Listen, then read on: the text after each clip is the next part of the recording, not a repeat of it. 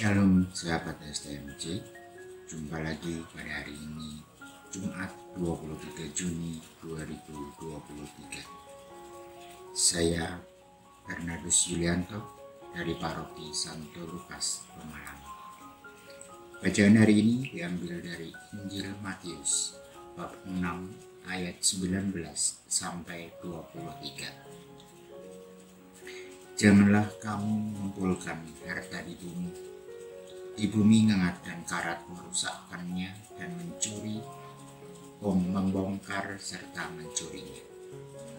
Tetapi kumpulkanlah bagimu harta di surga. Di surga ngengat dan karat tidak merusakkannya dan pencuri tidak membongkar serta mencurinya. Karena di mana hartamu berada, di situ juga hatimu berada. Mata adalah pelita tubuh. Jika matamu baik, teranglah seluruh tubuhmu. Jika matamu jahat, gelaplah seluruh tubuhmu. Jadi, jika terang yang ada padamu gelap, betapa gelapnya kegelapan itu. Dari perikop di atas, ayat yang mengesan bagi saya adalah ayat 19. Dalam Injil itu Yesus mengatakan, janganlah kalian mengumpulkan harta di bumi. Ngengat dan karat merusakkannya dan pencuri akan membongkar serta mencurinya. Namun, seseorang akan mengumpulkan harta, uang dan kekayaan adalah demi rasa aman. Setiap orang yang ingin melayani Allah tetapi mengkhawatirkan masa depannya tidak berguna sama sekali bagi Allah. Yesus mengatakan suatu perkara yang seharusnya amat jelas bagi setiap orang yang mau memikirkannya. Ia berkata kepada kita, alasan bagi kita untuk tidak mengumpulkan harta di bumi adalah karena harta di bumi itu bersifat sementara. Harta dunia dapat rusak dan rawan pencurian. Harta dunia dapat rusak karena ngengat dan karat dapat merusak dan menghancurkannya. Kisah Nabi Ayub menunjukkan secara jelas betapa mudahnya seseorang menjadi bangkrut atau miskin. Secara duniawi, kita sering mendapati fenomena yang menunjukkan bahwa kekayaan digunakan sebagai salah satu indikator status sosial ekonomi.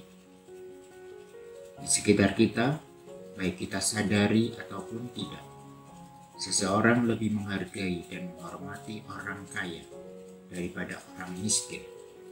Bahkan, fenomena itu juga dapat kita temukan di antara kita, di sekitar kita.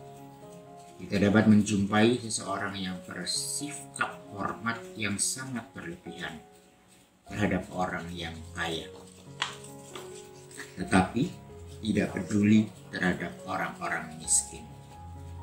Oleh sebab itu, Tuhan Yesus mengajar, menasihati dan mengingatkan supaya kita tidak memimpikan kehormatan duniawi yang didorong oleh gemerlapnya kekayaan dunia. Tanpa ragu-ragu, Yesus mengingatkan supaya kita selalu berjaga-jaga terhadap dorongan untuk memperkaya diri dengan menanggalkan rasa takut akan Tuhan. Tetapi kumpulkanlah bagimu harta di surga. Surga ngengat dan karat tidak merusakkannya, dan pencuri tidak membongkar serta mencurinya. Karena di mana hartamu berada, di situ juga hatimu berada. Yesus menghendaki supaya kita belajar mengumpulkan harta surgawi, yaitu suatu harta yang tidak dimakan ngengat dan karat dan tidak dibongkar atau dicuri oleh pencuri di surga. Harta surgawi itu adalah firman-Nya yang melekat pada hati kita. Firman itu yang membawa sukacita dan damai sejahtera akan selalu menyertai kita. Sabda Tuhan, Tetapi carilah dahulu kerajaan Allah dan kebenarannya, maka semuanya itu akan ditambahkan kepadamu. Saudara-saudara terkasih di dalam Tuhan, bacaan hari ini mengingatkan masa kecil saya ketika itu belum mengenal Kristus. Kondisi keluargaku dibilang cukup mapan, namun sayang tak pernah mengalami bimbingan rohani ataupun mendengar firman-Nya. Yang ada hanya kerja, dan kerja demi uang. Di suatu saat, kedua orang tua saya kehilangan pekerjaan hingga kondisi ekonomi porak-poranda. Kehidupan masa kecil dan remajaku dalam keterbatasan ekonomi, bahkan kekurangan. Puji Tuhan, masa remaja saya mengenal Kristus dan memberikan diri saya untuk dibaptis. Begitu banyak rahmat yang saya dapatkan, diawali dengan mendapat tempat kerja yang mengembangkan kehidupan beriman saya.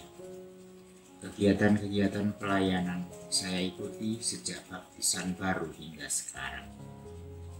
Berkaca dari pengalaman orang tua, saya berjuang untuk selalu mencoba mengumpulkan harta surgawi dengan mendengarkan firman-Nya dan melakukan kegiatan pelayanan bagi Tuhan lewat talenta yang dianugerahkan Tuhan bagi saya. Bergabung dalam kepengurusan paroki, paduan suara, dan melayani misa dengan menjadi organis. Kesemua itu ternyata mendatangkan rahmat tersendiri.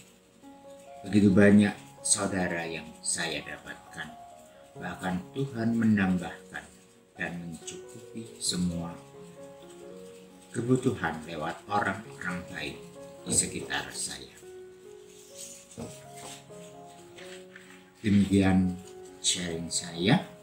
Melalui firman-Nya, Tuhan mau membentuk saya menjadi pribadi yang tidak melekat pada harta dunia, melainkan mampu mengumpulkan harta surgawi melalui kegiatan pelayanan yang mampu mendatangkan rahmat Tuhan. Semoga demikian, berkata